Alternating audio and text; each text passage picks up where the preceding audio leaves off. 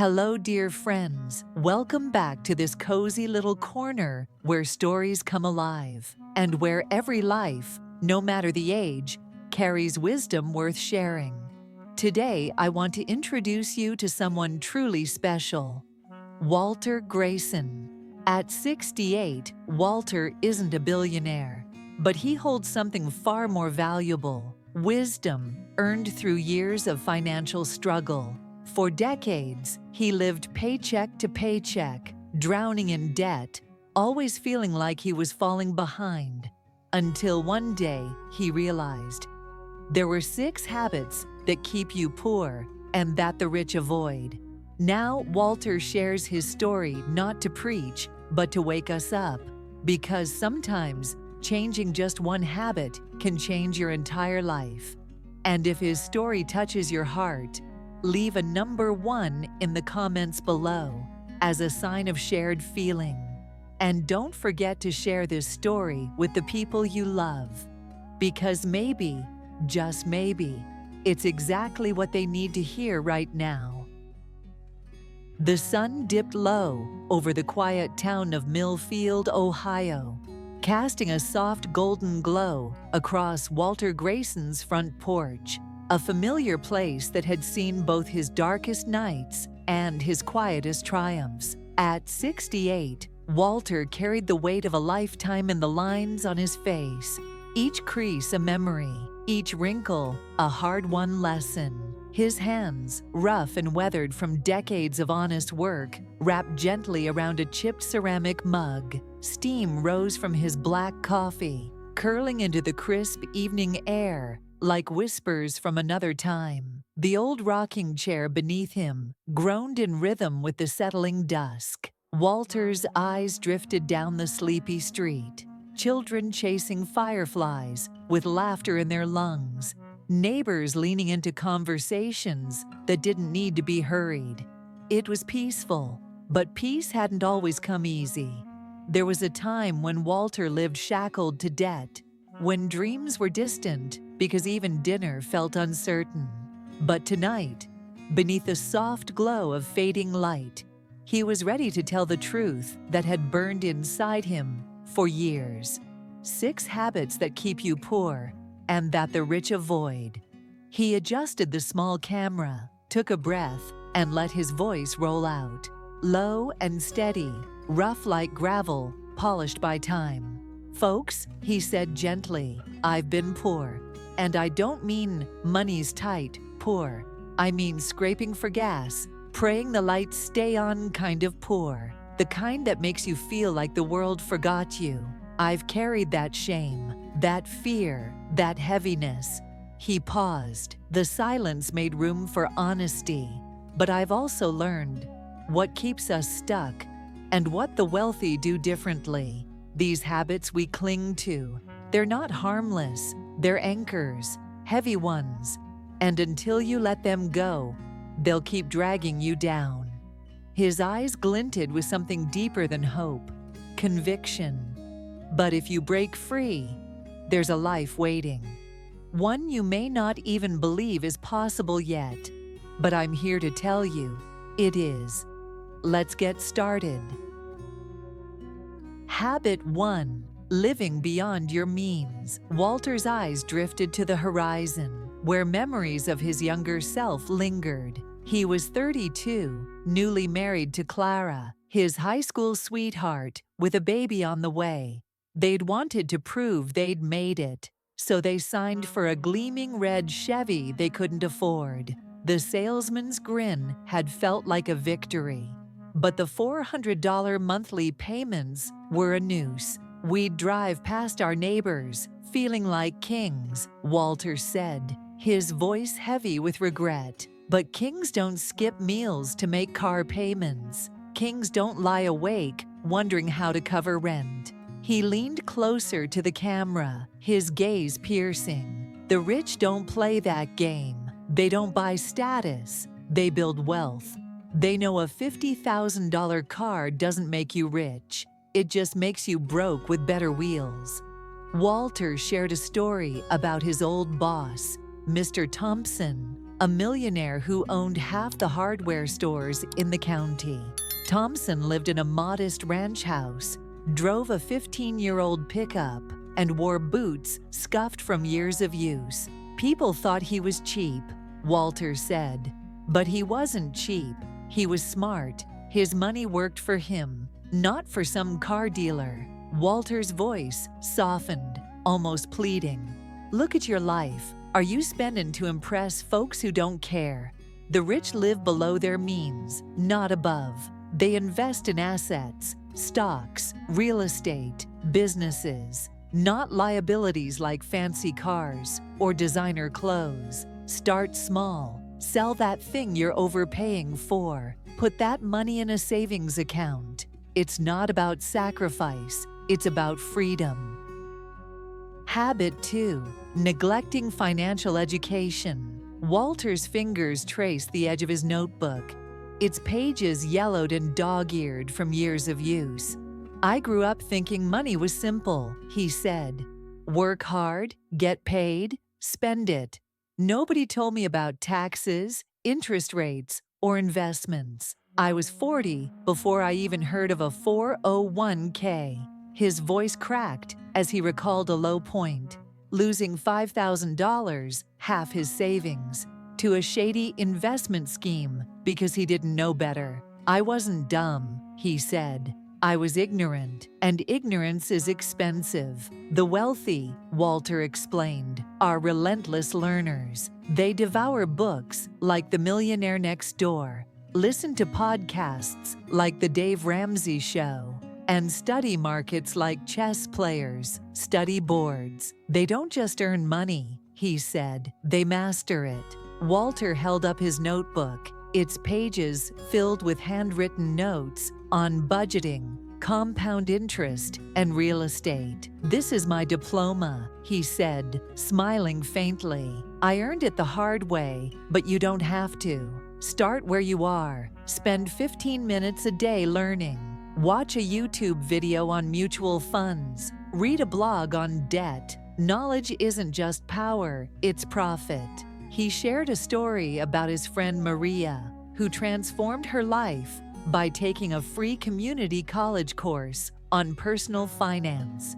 She went from drowning in credit card debt to owning 2 rental properties, Walter said, all because she decided to learn. You can too. Habit 3. Surrounding yourself with the wrong people. Walter's laugh was warm, but tinged with sorrow. You ever hear that you're the average of the 5 people you hang out with? Well, in my 20s, I was averaging out to a big fat 0.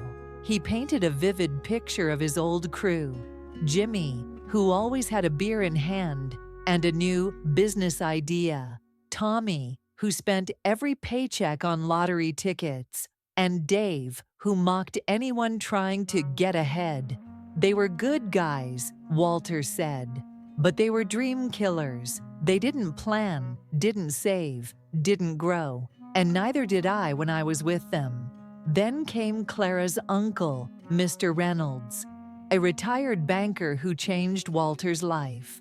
Reynolds invited Walter to a local business networking group where he met entrepreneurs, investors, and visionaries. For the first time, I heard people talk about goals, not gripes, Walter said. They challenged me to think bigger, to act smarter. They weren't just friends, they were my ladder. Walter's voice grew urgent. Look at your circle. Are they pushing you forward or pulling you back? The rich surround themselves with people who inspire, who educate, who hold them accountable. If your friends laugh at your dreams, find new friends. It's not betrayal, it's survival. He shared a recent moment. A viewer of his channel, a young woman named Kayla, emailed him. She'd left a toxic friend group and joined a local investment club. Within a year, she'd saved $10,000 and started a side hustle. That's the power of your circle, Walter said. Choose wisely. Habit 4. Procrastinating on savings and investments, Walter's eyes twinkled with a mix of humor and pain. I was the king of, "I'll start tomorrow," he said. Tomorrow I'd save. Tomorrow I'd invest. Tomorrow I'd get serious. Guess what? Tomorrow never came. He recounted a stark memory. At 45, he had $200 in savings, no retirement plan, and a gnawing fear that he'd work until he dropped. A coworker, Linda, showed him her retirement account. $300,000. Built from $150 a month since her 20s. I wasn't just behind, Walter said. I was nowhere. The wealthy, he explained, don't wait for the perfect time. They save and invest now, even if it's $5 a week. They know time is the secret ingredient, Walter said. $1 saved at 25 is worth 10 times more than $1 saved at 50, thanks to compound interest. He pulled out a calculator, his fingers moving with purpose. Let's say you're 30. You save $200 a month in an index fund with an 8% return. By 65, you've got over $600,000. Wait until you're 40 to start, and you'll have less than half that. Time is your superpower. Use it. Walter shared his own turnaround. At 50, he and Clara started saving $50 a month, then $100, then $300. It wasn't much, he said, but it was a start. Today, that money's growing while I sit here talking to you. Don't wait for a windfall. Start small. Start now. Habit 5.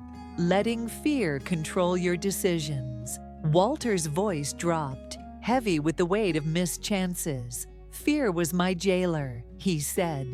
Fear of failing, fear of looking stupid, fear of losing what little I had.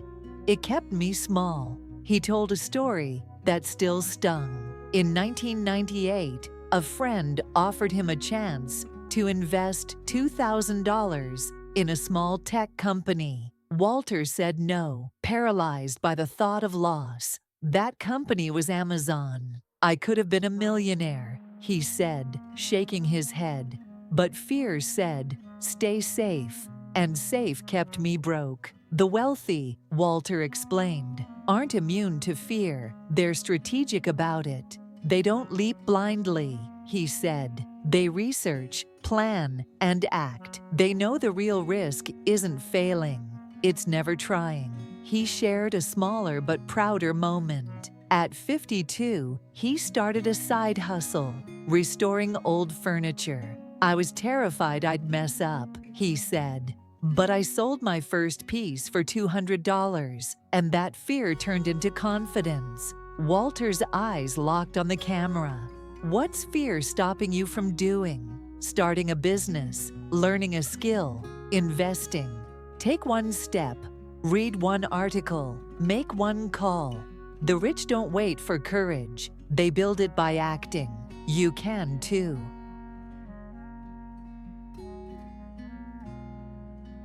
Habit 6. Focusing on short-term pleasures. Walter's voice softened, laced with nostalgia. I used to live for the weekend, he said. A burger and fries, a new TV, a night at the bar felt like heaven for a few hours. But Monday morning, I was still broke, still stuck. He and Clara once spent $3,000 on a Caribbean cruise, charging it to a credit card they couldn't pay off. We thought we deserved it, he said, but all we bought was debt and regret. The wealthy, Walter explained, prioritize the future over the present. They'll drive a used car, wear last year's clothes, eat at home, if it means building wealth tomorrow. He shared a turning point. In their late 40s, Walter and Clara committed to a no-spend year. They cooked every meal, canceled cable, and skipped vacations. It was tough, he said. Clara missed her lattes, and I missed my steak nights. but we saved $8,000 that year and bought a duplex. That property pays us $1,200 a month now. That's real happiness. Walter urged his viewers to try a 60-day challenge.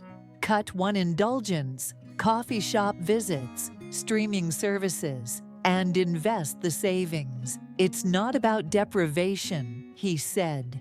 It's about choosing a bigger life. The rich don't chase fleeting pleasures. They build lasting freedom. Walter stood, his silhouette framed against the fading sunset. His voice rose, trembling with conviction. I'm not here to lecture you. I'm here because I've lived it. I've felt the panic of an empty bank account, the shame of dodging bill collectors, the despair of thinking, this is all I'll ever be. But I'm also here to tell you, you're not stuck. You're not broken. You're just one choice away from a different life. He gestured to the world beyond his porch, his eyes alight with hope. Out there, people are rewriting their stories. They're learning, saving, dreaming, daring. They're ordinary folks like you and me, but they've decided to break these habits and build new ones. You can be one of them. Start tonight. Cancel one subscription.